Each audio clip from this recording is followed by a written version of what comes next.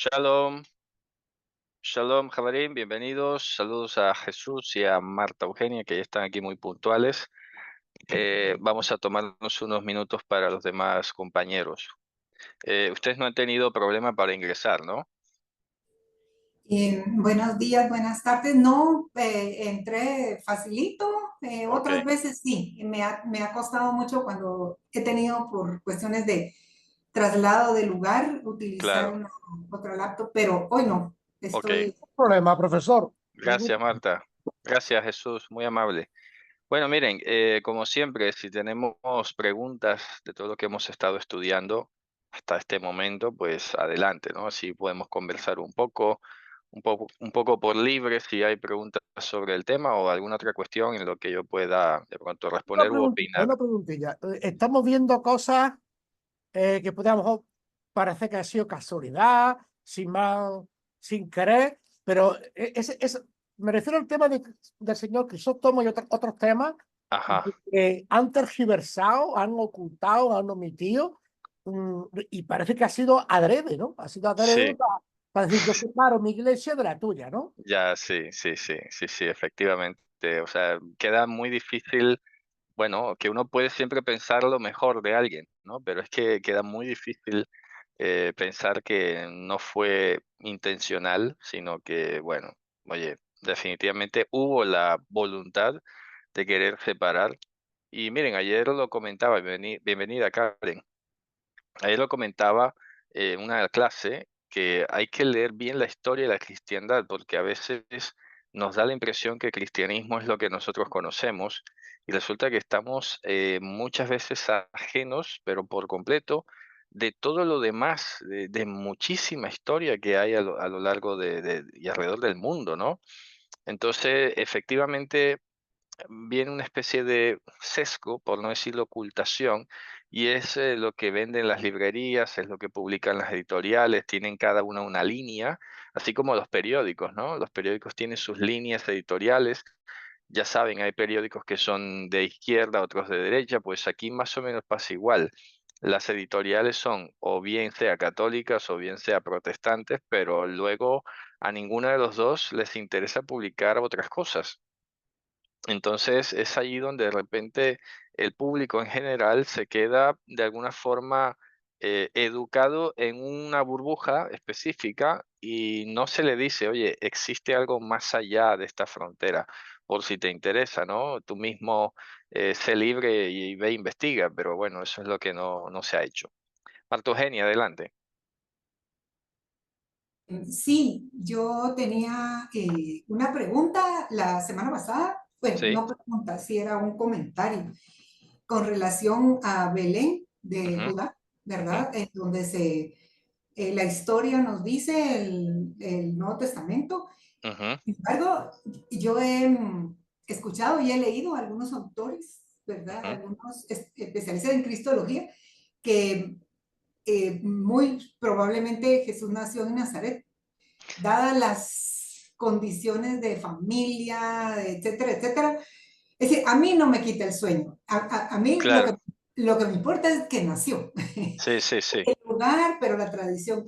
Y con relación a lo que están hablando, sí hay que diferenciar cristianismo y cristiandad.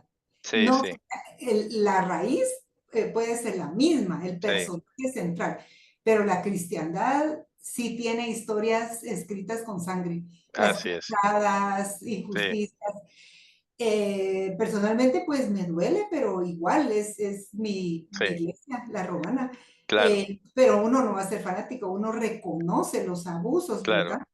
y Y precisamente para que no se repitan, claro está. exactamente, sí. Bueno, mira, sobre lo que decías sobre Nazaret, yo siempre apelo al texto, ¿sabes? Porque la verdad es que a veces me pregunto por qué quien quiera que sea, indistintamente, que va en contra de lo que dice el texto, a mí siempre me previene muchísimo. Si el texto dice que él nació en Belén, para mí nació en Belén, ya está. Porque es que, a veces cuando hay estas intervenciones del Jesús histórico y un montón de cosas, es que no dejan de ser opiniones humanas. Entonces es un poco complicado luego superponer una opinión. Es que a mí me parece, bueno, a mí me puede parecer un montón de cosas, pero es que el texto dice claramente que nació en Belén. Como está pasando, por ejemplo, que hoy, ahora mismo, hay gente diciendo que no, que Jesús sí fue hijo de José. A ver, el Evangelio dice que no. No, pero es que, bueno, lo han idealizado. Dice, a ver, ya si nos vamos a poner a meter aquí especulaciones, pues no vamos a ir a ninguna parte. ¿Para qué? Entonces, olvidémonos del Nuevo Testamento y nos hacemos a un Jesús al gusto de cada quien. Como dije la vez pasada, estamos estudiando el Evangelio como se conoce oficialmente. Si de repente hay otros evangelios que dicen otras cosas, pues ya haremos otro curso para estudiar el Jesús desde los otros evangelios, pero claro, no pudiéramos estar superponiendo lo que uno opina y lo que otro dice, porque es que eso no cabe en el Evangelio que estamos estudiando. No cabe en las cartas de Pablo, no cabe en el Apocalipsis, entonces pues dejémoslo por fuera, claro está. Sin que eso en lo absoluto sea doctrinario ni más faltaba. Estamos estudiando un texto histórico con una perspectiva académica, con un trasfondo judío, y es lo que vamos haciendo, ¿vale? Muy bien. Bienvenida Jacqueline, María. Vamos entonces a empezar con la hora pautada. Bueno, les iba a explicar precisamente algo. Miren, he estado revisando el material que ya nos va quedando porque el curso se va acercando poco a poco al final. Y voy a decir lo que a juicio de experiencia, no quiero decir experto porque tampoco me quiero echar flores, pero a juicio de experiencia, considero que podemos hacer ciertos cambios en la secuencia del material para que vaya mucho más fluido. Porque, por ejemplo, ahora tocaría ver la unidad 18, pero luego la unidad 19 es demasiado separada temáticamente de lo que pudiera ser la unidad 23 y 24. Entonces, yo considero que es mejor pasar de la 18 a la 23-24 y luego dejar aparte como un solo fluir todo lo que sea 19-20 y el resto de unidades que haga falta. ¿Por qué? Porque es que a partir de la unidad 19 se produce una especie de cambio de marco referencial y yo lo he titulado, yo no sé si lo dije al principio inclusive del curso, que sería el trasfondo judío en el mundo romano. ¿Sabes? O sea que vamos, en esa segunda parte, la parte final del curso, vamos a hablar de Romanos, de Efesios, de Gálatas, de un poquito de los Corintios. Entonces, ese aspecto histórico, cultural romano y las cartas de Pablo, creo que es mejor ya dejarlas aparte para verlas todo en una misma perspectiva y aquí terminar de ver lo que todavía es judío, pero que ya nos permite abrirnos un poquito hacia el exterior, ¿sabes? Entonces, yo les propongo eso, que lo hagamos así. Hoy vamos a agotar una unidad que es relativamente sencilla, diría yo, y ya veremos si nos da el tiempo para ver por lo menos la introducción de la unidad 23, que también nos va a poner de cara a esta situación hacia los gentiles, cómo fluyó el evangelio desde la tierra de Israel hacia el mundo no judío, vamos a decirlo mejor. Ok, entonces voy a compartir la unidad 18 ahora, que viene un poco enlazada con aquello que vimos sobre la judeidad de los evangelios, en la unidad por allá, la número 11 más o menos. Pero aquí precisamente abordamos el tema de qué es ser judío, que eso también ya lo explicamos en una clase, ¿no? ¿Se acuerdan que me tomé el tiempo para explicar quién era judío, las diferentes implicaciones cuando hablamos del judaísmo? Bueno, más o menos de ello, pues aquí vamos a retomarlo porque precisamente en una parte de la historia de esta cristiandad que estamos mencionando, sobre todo el mundo occidental, se utilizó el argumento del deicidio como un pecado inclusive que se portaba en la sangre.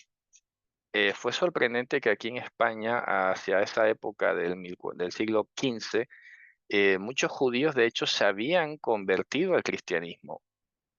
O sea, porque claro, ya se habían hecho una vida aquí, los judíos llegaron aquí a España casi que a la par de los musulmanes hacia el siglo VIII, habían proliferado durante casi 500 años, que son 5 siglos, es muchísimo tiempo, ¿no?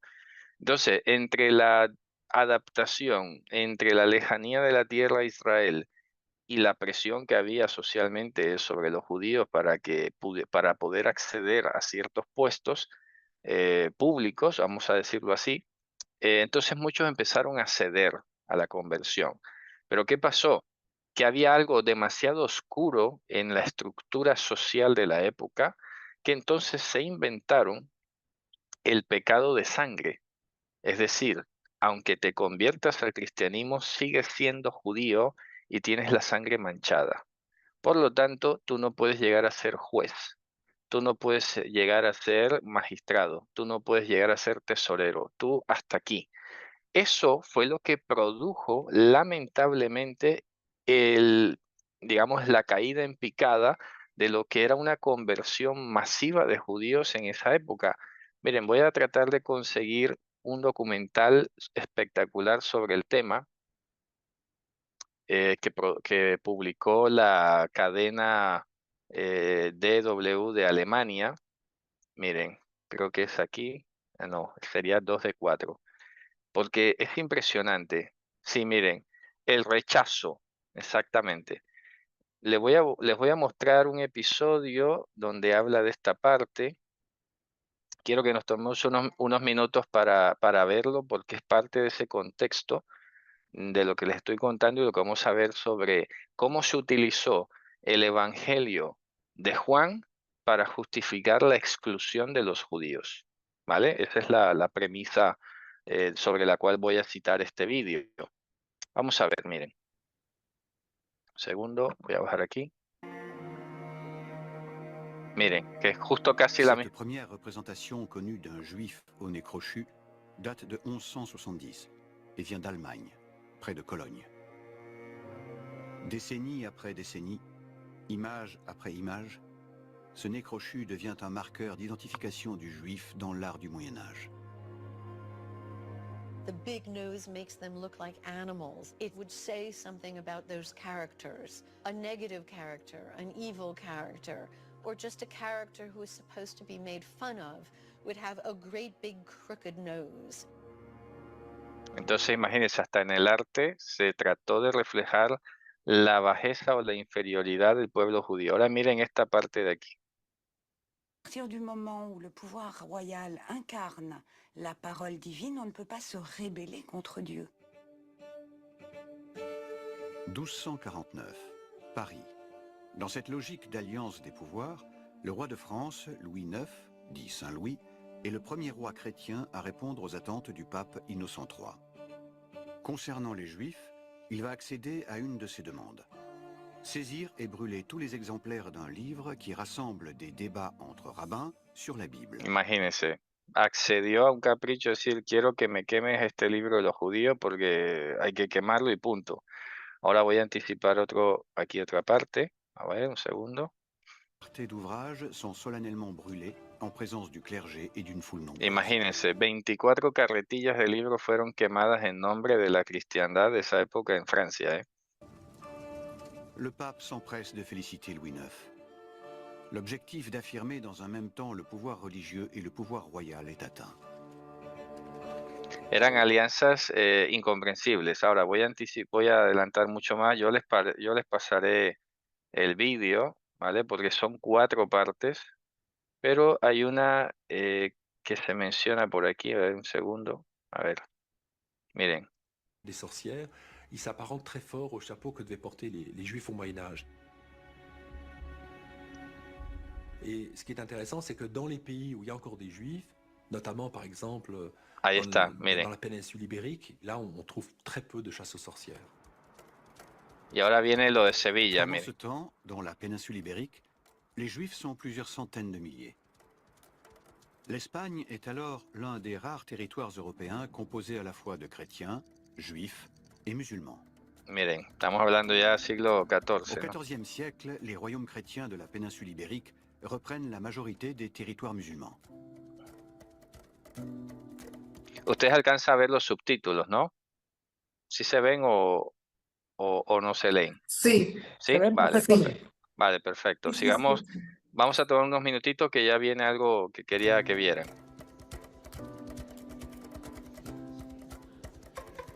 Les Juifs participent alors à transmettre les savoirs de l'Antiquité et et du monde oriental.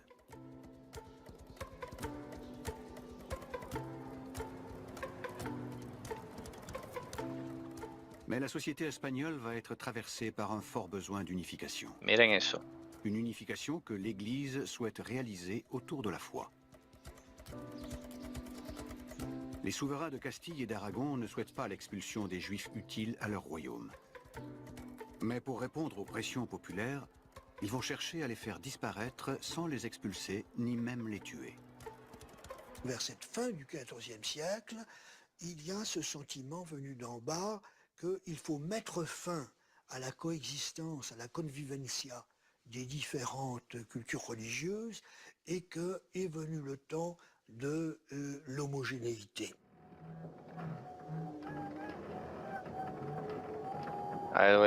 Aquí, miren. Ceux qui ont accompagné les Miren, Juifs doivent assister.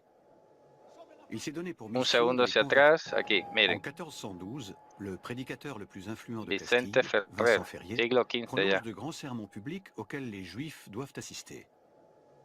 Il s'est donné pour mission de les convertir à la foi chrétienne. Il se montre d'autant plus persuasif que, dans ses discours, il dénonce les violences et les conversions de force qui ont accompagné une émeute à Séville 20 ans plus tôt. Cette émeute qu'ils provoquèrent contre les Juifs il y a quelques années déplut à Dieu. Il faut avoir pour eux d'autant plus de sympathie que Jésus-Christ était juif. Les apôtres qui ont conquis le monde ne portaient pas de lance.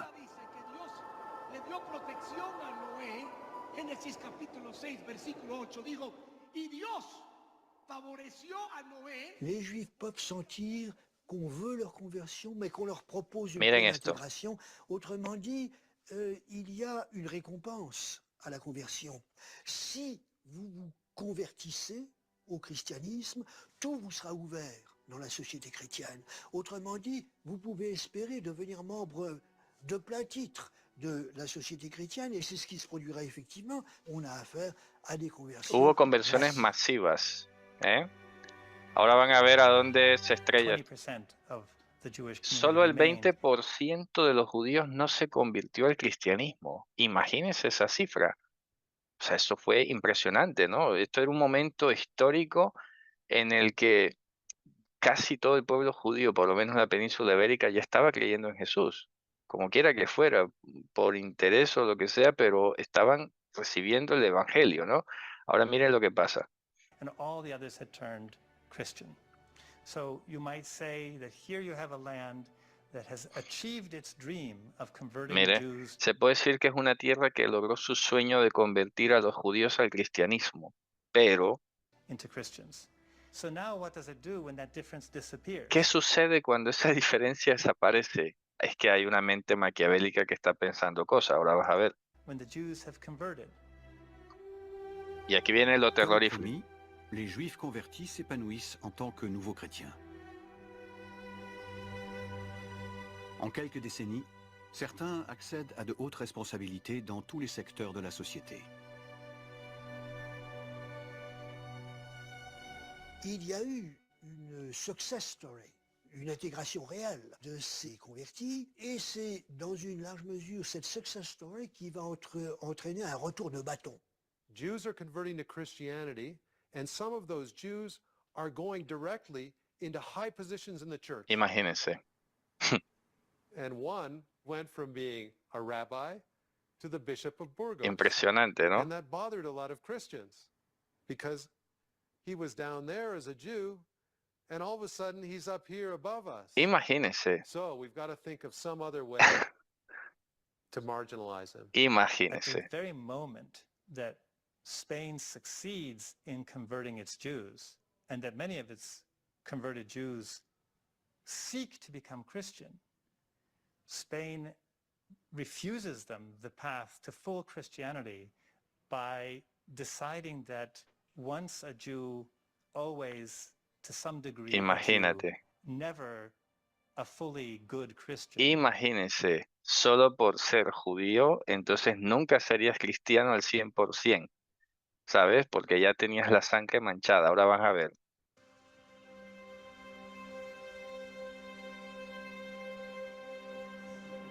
Toledo, esto es Toledo aquí en En España. 1449, Tolède, comme d'autres localités, adopte une loi qui considère le sang juif comme impur. Imagínense, Toledo adopta una ley que considera impura la sangre judía. Es que ya no se puede hacer más nada. O sea, ¿qué haces? ¿Qué haces contra una ley tan absurda como esta? Dice, pues mira, ¿para qué me voy a convertir? Si al fin y al cabo voy a ser judío toda la vida, pues entonces me quedo siendo judío. Es que ya no se vale, ya esto es trampa, esto es la locura. ¿Cómo puede ser? Si ya está recibiendo a Cristo ahora, la sangre es impura, la sangre judía. Y ahora que ahí no termina la cosa, miren.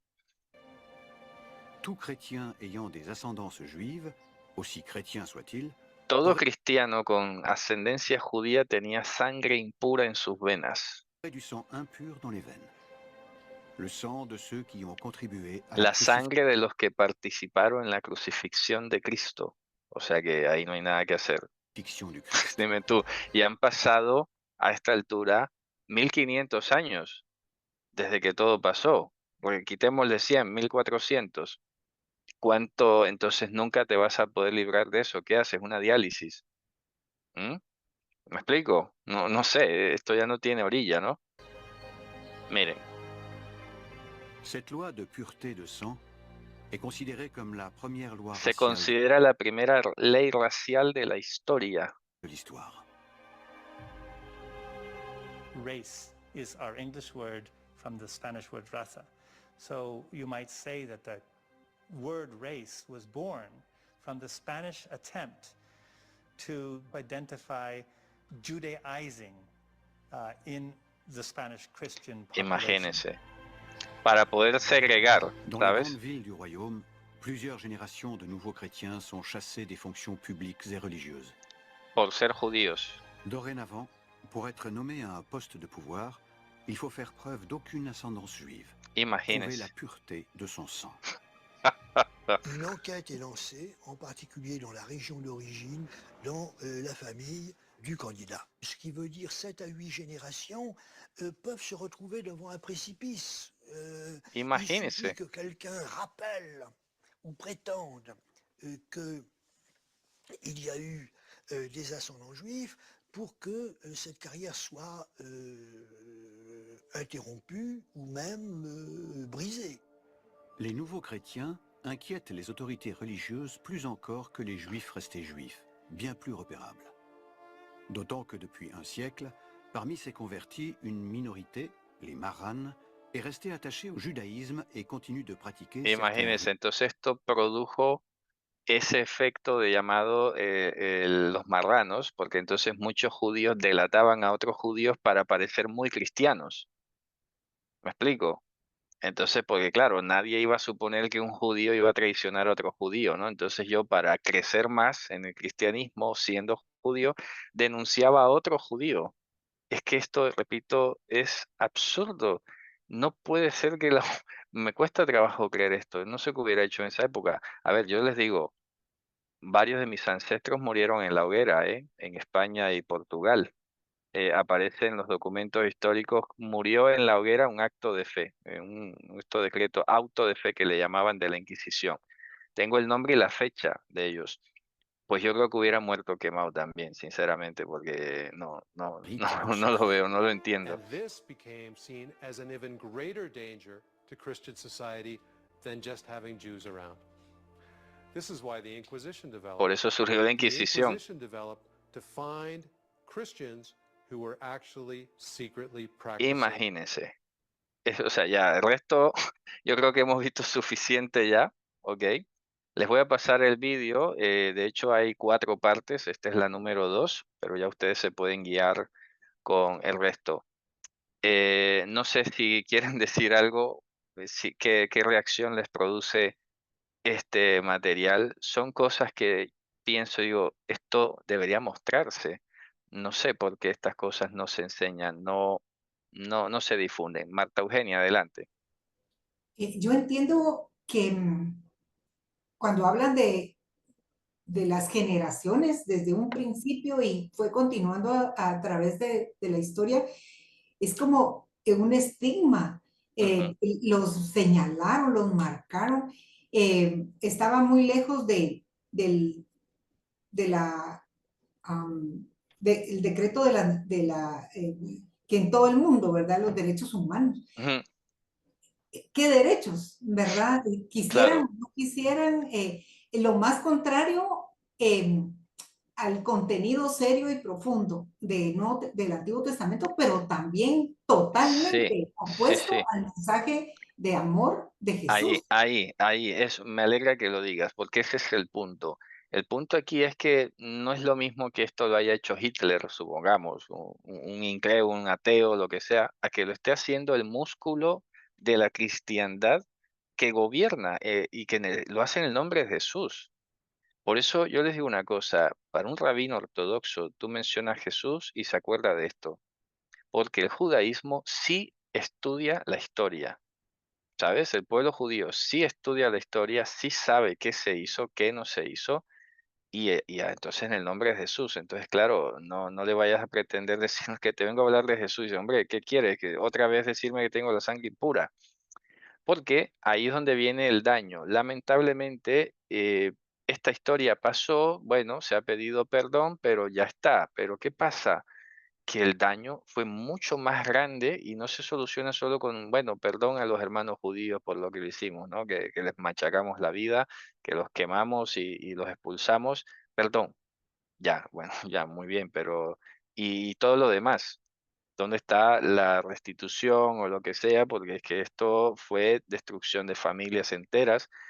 ¿Saben? Mi familia está regada entre, desde Grecia, Italia, Países Bajos, Curazao, Colombia y España, Portugal.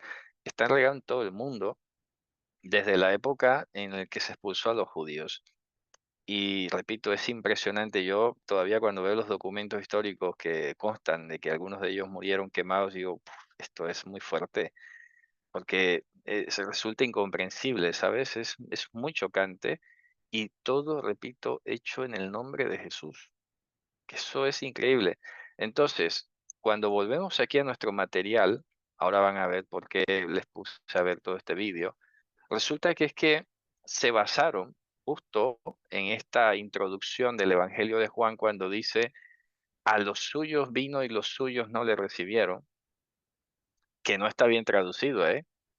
Además, porque imagínate que toda esta tragedia que hemos contado, que hemos visto, está apoyada en una mala traducción y un mal entendimiento de un versículo. Eso es como condenar a un inocente a cadena perpetua y después de 40 años decir, ay, es que nos equivocamos, no eras tú.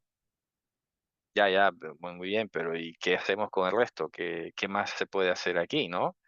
No es nada más perdón en nombre de la justicia, es que habrá que reponer algo, habrá que devolver algo. ¿Cuántos bienes no se incautaron? ¿Cuántas muertes no se produjeron y todo se salda con un perdón? Bueno, pues no sé a quién le gustaría eso, ¿no? Entonces, revisando el texto griego de Juan, lo que está diciendo es, Jesús vino a los suyos, pero tú te vas a dar cuenta cuando lees el Evangelio en griego, que los suyos es la creación, es decir, todas las cosas que Jesús había creado. Vamos a poner aquí el Evangelio de Juan en griego. Les voy a mostrar dónde está el problema de la comprensión de lectura, que es bastante fuerte. Miren, vamos a poner los versículos aquí y leemos cuando dice, por ejemplo, miren, el versículo 9. Era la luz verdadera la que ilumina a todos los hombres, panta antropon, viniendo al cosmos, o sea, viniendo a este mundo, ¿no? Y dice, en el cosmos estuvo, y el cosmos por medio de él había venido a existir, y el cosmos a él no le reconoció.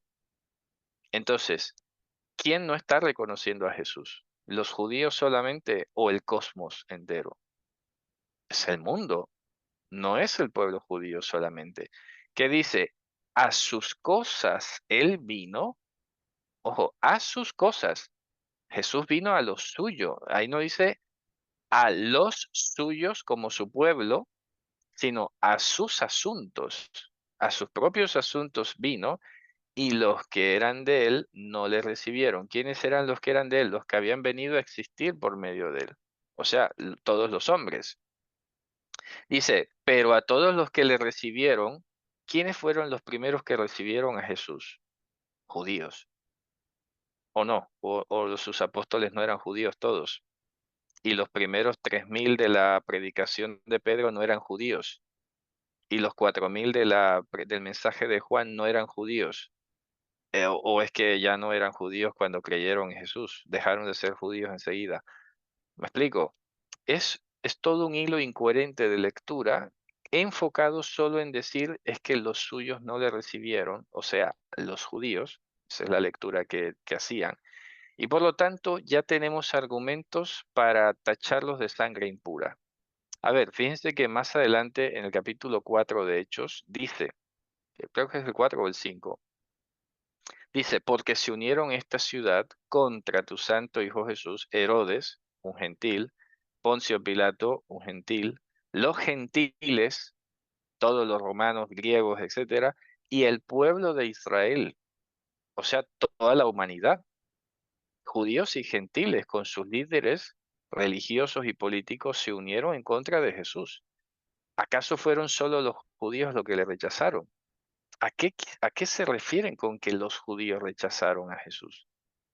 Hay estadísticas que sugieren, proyecciones estadísticas, que sugieren que al menos el 20% de la población judía de la época creyó en Jesús. Eso es muchísimo. 20%. Fíjense que cuando Pablo va al templo, en el texto griego, dice, mira hermano, ¿cuántos? 2 hay que han creído y todos son observantes de la ley, celosos de la ley. Es decir, fíjate que en la época de Pablo, estando Pablo vivo, sí se podía observar la ley y ser creyente en Jesús. No había ningún problema. No había ninguna doctrina que viera eso como algo extraño, exótico, inadmisible. ¿Ok? Y por eso es que dice, mira, como están diciendo que tú estás en contra de la ley, te recomendamos que hagas esto para que disipes los rumores, porque tú y yo, nosotros sabemos que tú no andas en eso. Así que vamos a mostrarles que no hay conflicto entre creer en Jesús y la ley. Y la palabra que sale ahí, repito, es 2 o sea, 20.000. 20.000 personas. Pues estamos hablando en el contexto de la fiesta de Pascua y todo, que Jerusalén se llenaba. Y es un número no pequeño, repito. Solo en los 2 primeros discursos hay contados 7.000, más todos los demás que fueron creyendo en las diferentes ciudades, en los diferentes puntos extranjeros. Entonces, nunca ha sido verdad que es que los judíos no le recibieron. A ver, si no le recibieron los judíos, mucho menos los gentiles, entonces. O es que hay algún país de la época que se haya totalmente convertido a Jesús, el Imperio Romano o lo que sea. Pues no. Pasaron 300 años hasta que allá, en teoría, Constantino hizo que la cristiandad o la creencia en Jesús fuese aceptada como religión del Estado, pero tampoco lo hizo de una manera, ni podía hacerlo de manera impositiva. ¿Me explico? Dijo, bueno, yo me convierto, no sé, ya no vamos a perseguir a los cristianos, ya, vale, pero ningún país ha sido o ninguna cultura ha sido absolutamente cristiana, es decir, nosotros sí lo recibimos, todos los griegos o todos los romanos o todos los egipcios, no, porque eso es imposible. Estas no son cuestiones nacionales, son cuestiones individuales, ¿no? Entonces, utilizar el argumento de la sangre impura, y aquí tenemos la imagen, judíos medievales fueron obligados a llevar sombreros diferentes. Eso es típico de Génova. ¿Sabes? Entonces los judíos en Génova debían llevar un sombrero distintivo para que todo el mundo supiera que eran judíos. Ahora, ¿qué pasó? Piensen ustedes que por eso vienen muchas teorías de conspiración en contra del pueblo judío. Porque la cristiandad de la época medieval había dicho que cobrar intereses era pecado. ¿Ok? Bueno, a ver, la Biblia no dice eso en ninguna parte. Pero entonces, ningún cristiano quería prestar dinero porque, claro, dice, bueno, ¿y yo qué gano prestándote el dinero? Entonces, ¿quién crees que prestaba dinero? Los judíos. Y obviamente ellos sí cobraban intereses. ¿Qué pasó? que entonces eran el mal necesario, eran las ratas de la sociedad, porque ellos sí daban dinero y de hecho se inventaron los primeros bancos en Florencia, en Génova, en Venecia. ¿Y qué pasó? Que entonces luego cuando la gente quedaba endeudada con los judíos, no les querían pagar, ¿sabes? Y además aceptaban de pronto intereses altos según qué tipo de riesgo, etcétera. Y pues para no pagar simplemente se inventaba una teoría de conspiración.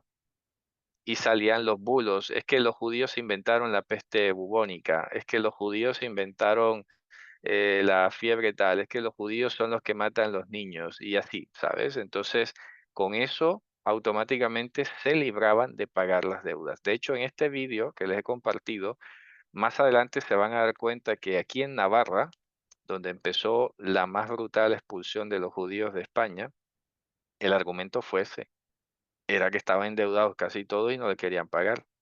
Entonces surgió un rumor y con eso una matanza de judíos y una masacre, pues los tuvieron que expulsar, o sea, se fueron huyendo y se quedaron con todos los bienes, con todo el dinero.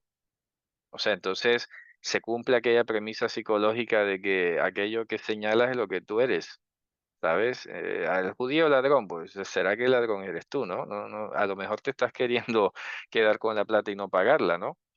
Entonces, esa ha sido la tragedia de ver im- am, instrumentalizado el mensaje del Evangelio mal leído, distorsionado, como una herramienta, como un músculo para la destrucción del pueblo judío. ¿Qué amor se puede esperar que se le tenga a ese Evangelio? Es muy difícil. Yo creo que la gente no es consciente de esto y se piensan que solamente es decir, Jesús te ama, ¿no? Y ya, bueno, bueno, yo creo que tú no te has enterado de lo que yo entiendo como Jesús, con el nombre de Jesús, ¿sabes? Entonces hay que hacer toda esta concientización primero, ser conscientes, saber la historia, reconocer las cosas que se han hecho fatal y luego si ahí queda el espacio, luego ya comenzar a hablar de otro tipo de camino distinto. Decir, bueno, mira, no vamos a repetir la historia, porque si tú te quejas como judío de que 10 generaciones después te estaban matando, yo si soy cristiano, pues yo no tengo nada que ver con lo que hicieron hace 500 años. ¿Vale? Vamos a superar la historia, estamos en otra dimensión ahora, vamos a ver si lo podemos hacer mejor y hablar y tal, ¿sabes? Pero eso todavía está bastante complicado que ocurra. Bueno, entonces, aquí, por ejemplo, se tomaban estos textos de Juan cuando dice, vosotros sois hijos de vuestro padre el diablo. Imagínense, o sea, sacado de contexto, sin mayor profundidad, se decía con esto que los judíos eran hijos de Satanás. Y ya veremos algunos discursos que se instauraron en contra de los judíos. Vamos a ver un segundo. A ver, por aquí, esta parte. El insulto a asesinos de Cristo trajo mucho sufrimiento al pueblo judío a través de los siglos. Algunos cristianos han comenzado recientemente diciendo o a decir élites judías en lugar de utilizar la desafortunada referencia a los judíos en el contexto del Evangelio de Juan.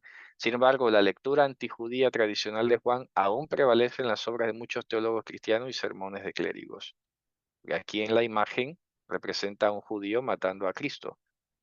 A ver, la imagen ni siquiera es exactamente así, porque quienes mataron a Jesús real, o sea, los, ¿cómo se llaman? Los autores materiales, ¿quiénes fueron? Soldados romanos, no fueron judíos. Las autoridades judías lo juzgaron, las autoridades judías lo entregaron, pero ¿quién en realidad atravesó, quién metió los clavos, quién? Los romanos. ¿Por qué vas a dibujar a un judío matando a Cristo así? Pues dibuja un soldado romano por lo menos también, ¿no? Para que sea un poco justa la representación. Pero hacer el enfoque, poner solo el lente sobre el pueblo judío, lo que hizo fue crear un odio y una repulsa para justificar luego cualquier tipo de atrocidad en contra de ellos, ¿no? Bien, entonces, dicho esta parte, vamos a ver aquí un caso curioso en la historia de Lázaro, justo dentro del Evangelio de Juan, que nos va a mostrar esa curiosa empleo que hizo Juan de esta palabra, porque tiene un contexto específico. Recordemos que Juan se escribió después que el templo se había destruido. ¿Ok? La intención de Juan, si ustedes se han fijado, casi todo el libro de Juan hace énfasis en la luz. Desde el primer capítulo hasta el final siempre está hablando la luz, yo soy la luz del mundo, el que está en mí no permanece en tinieblas, todo esto, ¿no? Entonces, como lo expliqué en su momento, a finales del siglo I, las autoridades proto-rabínicas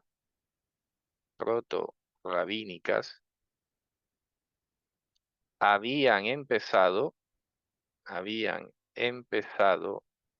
a decir que ser judío era no creer en Jesús. Ser judío era no aceptar a Jesús como el Mesías. ¿Ok?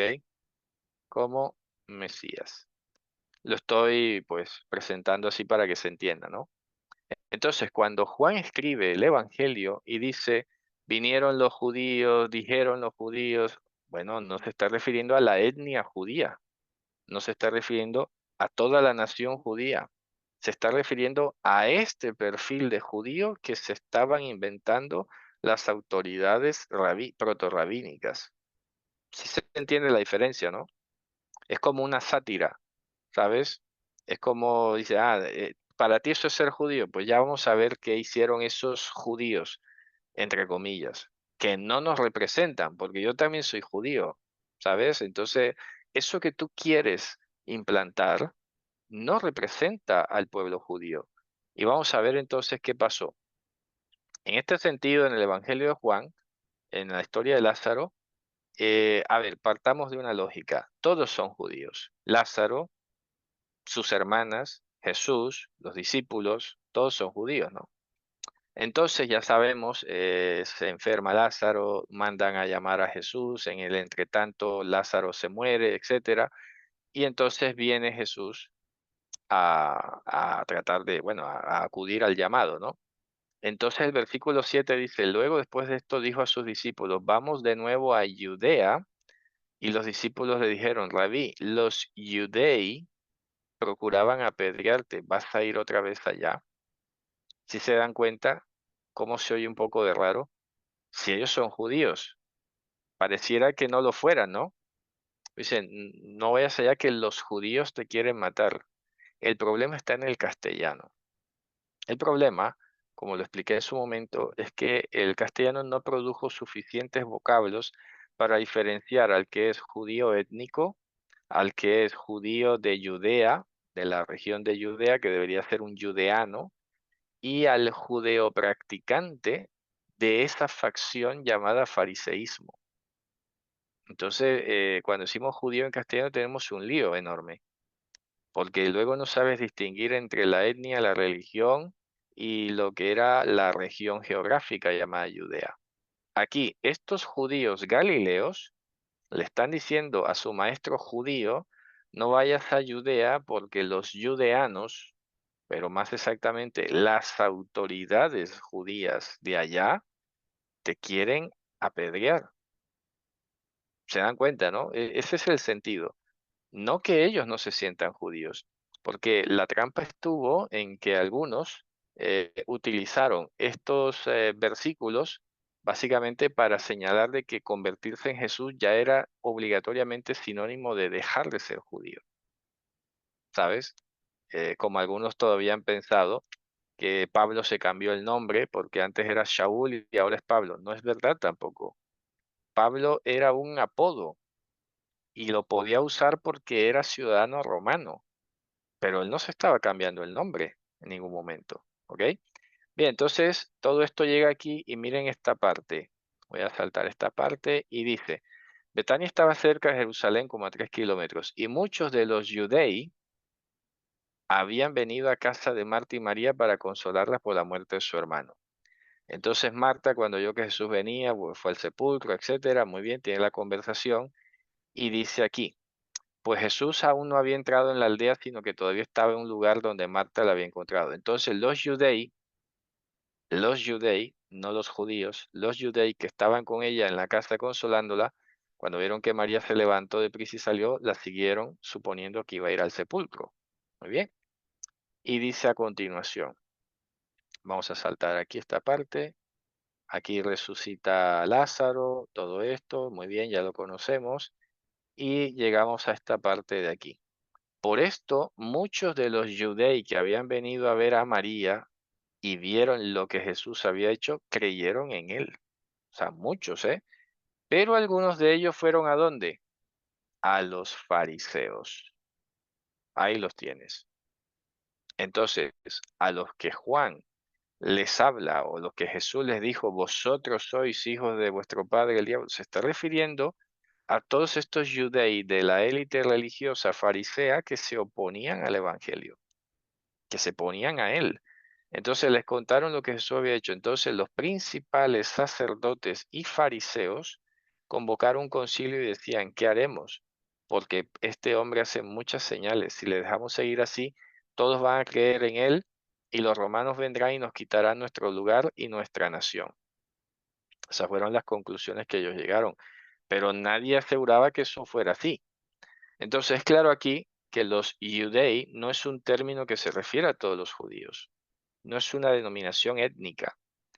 ¿Ok? Algunos de los judei creyeron, pero otros fueron a los fariseos, quienes también eran judíos. Parece que los judei eran judaítas, o sea, como judeopracticantes, de alguna manera conectados con Jerusalén, a las élites poderosas, pero no es un término genérico para el pueblo judío. Ahí está clarísimo. Es más, esto es tan tremendamente así que hasta en el propio Talmud de Babilonia es bastante improbable, es muy extraño que aparezca la palabra judío. ¿Por qué? Les voy a explicar por qué.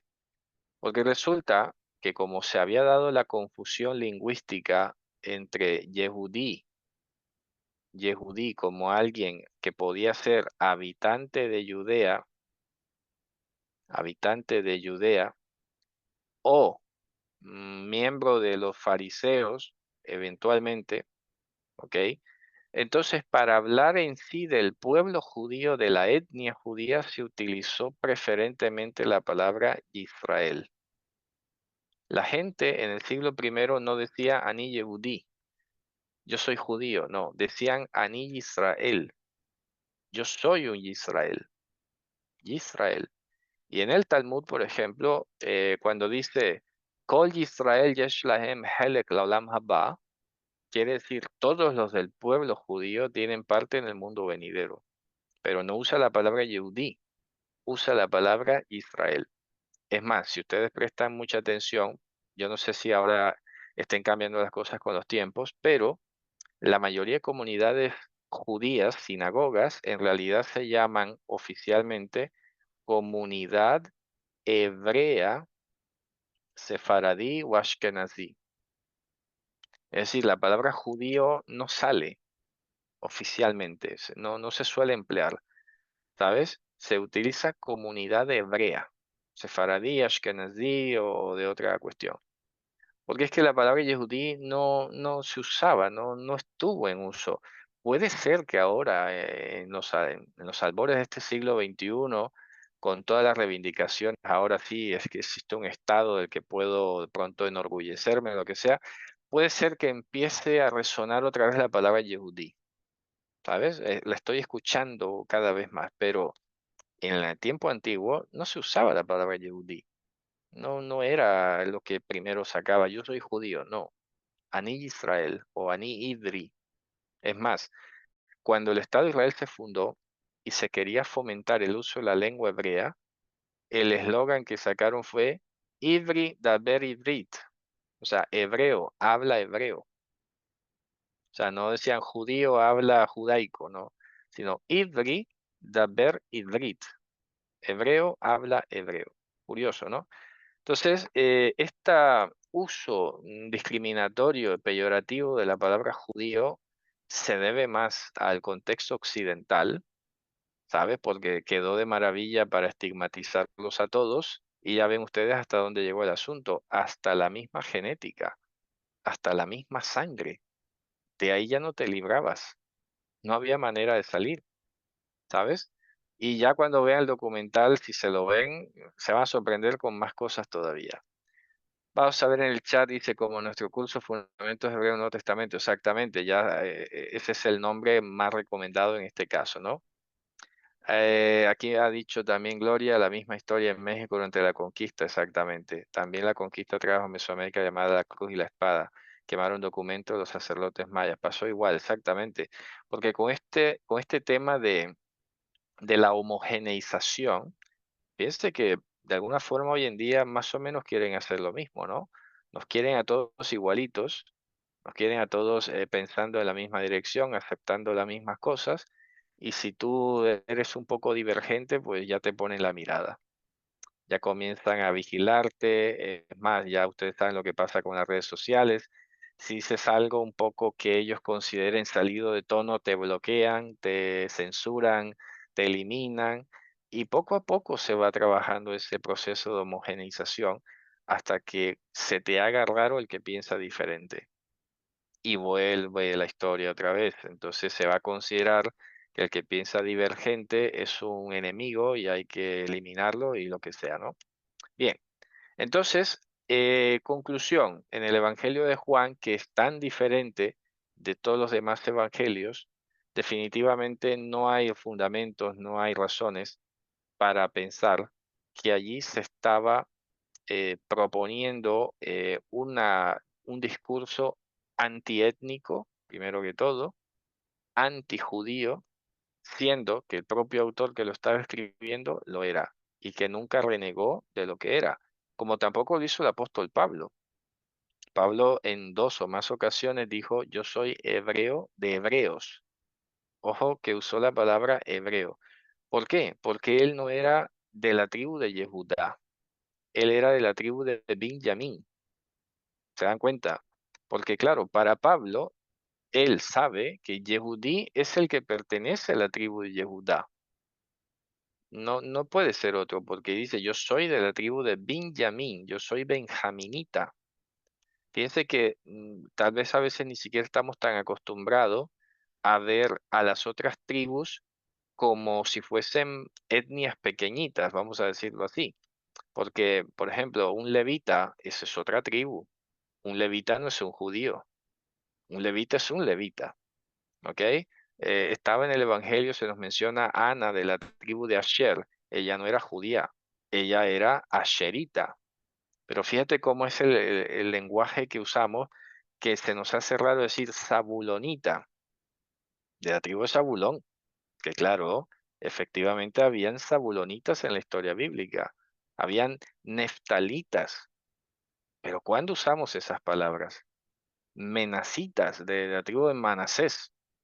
Casi nunca usamos esos términos, porque tendemos a englobarlo todo, o bien sea como israelita, o bien sea como judío, pero no nos hemos habituado a usar mm, auto, las autodenominaciones según las tribus. Sansón era danita, era la tribu de Dan. Hebreo de la tribu de Dan. Por ejemplo, ¿cuál era el otro? Jonás. Jonás era hebreo de la tribu de Zabulón, ¿sabes? Y así sucesivamente. Lo que pasa es que no da el tiempo a veces para hablar con ese nivel de precisión y nos vamos por la generalidad, pero precisamente esa falta de hábito fue la que favoreció luego a que todos cayeran en el mismo saco y se generalizase y se atacase a todos por igual. Marta Eugenia, adelante. Sí, a ver, ¿cómo podría definirse entonces la nacionalidad, por decir, ¿verdad?, de Jesús hoy en día? Vale. El país, digamos, hoy ahorita es un estado, se sabe. Ujú. Entonces, Sí, sí. pensemos que en el tiempo de Jesús era un estado Ujú. conformado por diferentes etnias, Sí. la división política que se conoce, pero ¿cómo dice Sí, usted entonces ahora en relación a la persona de Jesús? sí. Vamos, es interesante la pregunta. Vamos a desarrollarlo eso. Vamos a hacer una especie de ficha técnica. Yehoshua, etnia judía, la tribu de Yehudá, ¿no? Pero la nacionalidad, como tú preguntas ahora desde el punto de vista puramente sociológico y político, En este caso, él pertenecía a la provincia romana de Judea. Entonces, lo que pasa es que él no tenía nacionalidad. ¿Por qué? Porque él pertenecía a una provincia romana, pero era extranjero. Diferente al caso de Pablo, que sí era nacional, ¿ok? Sí era ciudadano. Entonces, los extranjeros en el Imperio Romano no tenían nacionalidad. Digamos que tenían hay una palabra tal vez que se acerca un poco a esto, que sería algo así como ah, eh, pertenencia etnográfica, una cosa así, pero es distinto, ¿sabes? Este caso, nacionalidad sería nacido en la provincia romana de Judea, pero sin nacionalidad romana. Porque claro, Israel no era un estado en esa época, era una provincia, ¿sabes? Ahora, si naciera hoy, supongamos, hoy la nacionalidad La nacionalidad es israelí y por eso es diferente del grupo étnico que sería israelita. Israelita, que es bastante similar a decir hebreo, ¿ok? Porque hebreo e israelita son casi más sinónimos. En cambio, israelí es el gentilicio que se utiliza hoy para los habitantes del Estado de Israel. Yo me acuerdo, inclusive estaba una vez en una ceremonia de la Embajada de Israel y me hizo mucha gracia, ¿no? Porque estaba hablando así con el rabino y entonces vinieron los soldados del Estado de Israel y ya se imaginarán, ¿no? Dijo, mira, ahí vienen los israelíes, ¿sabes? Él distinguió entre ser judío pues, y de religión y tal, y de etnia, a ser soldado del ejército de Israel, que, oye, que puede ser cualquiera, ¿sabes? Si tú te mudas a Israel, pasas un tiempo, cumples requisitos, no te tienes que hacer judío, te dan la nacionalidad y eres israelí, ¿sabes? Eres israelí, no te tienes que convertir a nada porque es un país. Como yo me voy a Estados Unidos y me hago ciudadano estadounidense, no me voy a convertir a una religión o a una etnia, ¿sabes? Entonces, hay mucha gente en el Estado de Israel que no son judíos y son israelíes, ¿sabes? Ahora, todo judío que haya nacido en el Estado de Israel tiene nacionalidad israelí, pero además es israelita, además es hebreo, además tiene esa trascendencia étnica, ¿vale? Entonces Jesús no tenía nacionalidad. Hay quienes han cometido el error histórico de pensar o hacer algunos cálculos muy rápidos y decir, es que Belén queda en Palestina, entonces Jesús era palestino. Pero a ver, que no se llamaba Palestina. En esa época se llamaba Provincia Romana de Judea, pero no era ciudadano romano ni existía otra ciudadanía. Eras judío o no lo eras y punto. Y como mucho vivías ahí bajo la ley de Roma, sin derechos de ciudadanía o de nacionalidad. Así que ya se imaginarán que al no haber estados, pues obviamente solo estaba Roma y si no habías adquirido la nacionalidad, pues eras un apátrida, ¿sabes? No tenías una patria autonómica con sus propias leyes ni nada, estabas sujeto a la ley del imperio y hasta ahí, ¿ok? Sí, como extranjero en su propia tierra pudiera ser más o menos, ¿no? Pues bueno, no sé, Marta Eugenia, si ha sido clara la respuesta, ¿sí? Ok, perfecto. Así que bueno, miren, el tiempo se nos va un poco. Quería simplemente presentar la siguiente unidad, que es la número 23, que les había dicho. Es más, no, vamos a la 24 primero y luego la 23. ¿Por qué en ese orden? Porque fíjense que en la unidad 24, que ya desarrollaremos la próxima con la 23, aquí se discute precisamente cómo era que los gentiles venían a ser parte de Israel. Entonces, se dice que hay dos vías. Eso lo vamos a discutir más ampliamente la próxima, pero voy a hacer algunos anticipos. Entonces se ponen los dos ejemplos, ejemplo de Ruth y ejemplo de Naamán. Ruth es considerada un ejemplo de conversión perfecta, porque Ruth no solo aceptó al Dios de Israel siendo moabita, sino que además se mudó a la tierra de Israel y se hizo a todas las costumbres de la tierra de Israel. Eso es lo que se llama conversión plena. En cambio, Naamán sí aceptó al Dios de Israel, pero no se quedó viviendo en la tierra de Israel. Y con eso, obviamente, muchas costumbres propiamente israelitas tampoco las iba a adoptar. Entonces aquí surge la pregunta, primero de todo, ¿a qué se convirtieron ellos dos? ¿Se convirtieron a qué? Bueno, al Dios de Israel, porque no existía judaísmo. Aquí no había una religión llamada judaísmo, había una expresión teológica y cultural llevada por todos los israelitas y que pudiéramos decir más bien israelitismo, desde el punto de vista puramente sociológico, ¿no? Entonces Ruth se convirtió al israelitismo, pero ella seguía siendo moabita de sangre. Lo que pasa es que se despojó de su identidad cultural, ¿ok? Por ejemplo, yo personalmente hablo de mí, me gusta adaptarme muchísimo hasta donde pueda, hasta donde sea posible a la cultura del país donde voy, ¿no? Con los límites que haya, evidentemente, porque primeramente llevo mi identidad judía y luego otra cosa, ¿no? Entonces, claro, en este caso, Ruth se desprende de toda su identidad moabita, no sé qué cosas le habrán quedado, no lo dice, pero su frase célebre, tu Dios será mi Dios, tu pueblo será mi pueblo, donde tú mueras, allí también moriré, contigo seré enterrada, o sea, a toda, a plena. Y además termina casándose con Boaz, que era de Bethlehem, que era Yehudí, de la tribu de Yehudá, y eso ya terminó su proceso de asimilación. En cambio, Naamán se devolvió para Aram, para Siria, y siguió allá en su vida. No nos dice más nada qué pasó con él. Lo que es claro, por lo menos donde se sabe, es que no se vino a vivir a Israel. Entonces, se plantea la cuestión de la conversión. Y este mismo problema, pues, lo enfrentaron los apóstoles, porque hasta ese momento histórico se consideraba una persona conversa por los siguientes pasos. Vamos a ver un segundo. Miren, a ver si lo ponen aquí. No, creo que es en la otra, pero se los voy a resumir porque esto está en la otra, por eso les decía que lo voy a fusionar con la 23, porque la conversión implicaba estas tres cosas. Implicaba la circuncisión a los hombres, el mikvé, que era ir a la inmersión, y el culto, que era hacer básicamente un sacrificio en el templo. Pero hay un cuarto que está implícito y era estudiar la Torá.